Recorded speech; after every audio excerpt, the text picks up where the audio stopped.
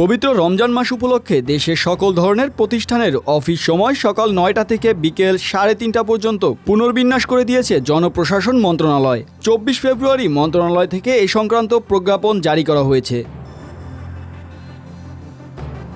এতে বলা হয়, পবিত্র রমজান মাসে সাহরি ও ইফতারের সময় বিবেচনায় দেশের সব সরকারি, আধা সরকারি এবং স্বায়ত্তশাসিত ও আধা স্বায়ত্তশাসিত প্রতিষ্ঠানের জন্য অফিস সময়সূচি নির্ধারণ করা হলো। প্রজ্ঞাপনে জানানো হয়, এসব প্রতিষ্ঠানের অফিস সময় সকাল ৯টা থেকে বিকেল ৩:৩০ পর্যন্ত চলবে। জোহরের নামাজের জন্য দুপুর ১:১৫ থেকে ১:৩০ পর্যন্ত ১৫ মিনিটের বিরতি থাকবে।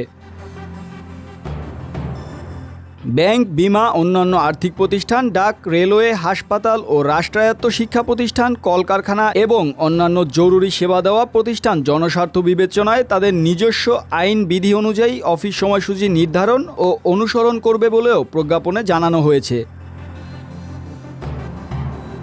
তবে সকল আদালতের অফিস সময় নির্ধারণ করবে সুপ্রিম কোর্ট। এ প্রসঙ্গে বলা হয়, বাংলাদেশ সুপ্রিম কোর্ট ও তার আওতাধীন সব কোর্টের অফিস সময়সূচি বাংলাদেশ সুপ্রিম কোর্ট নির্ধারণ করবে।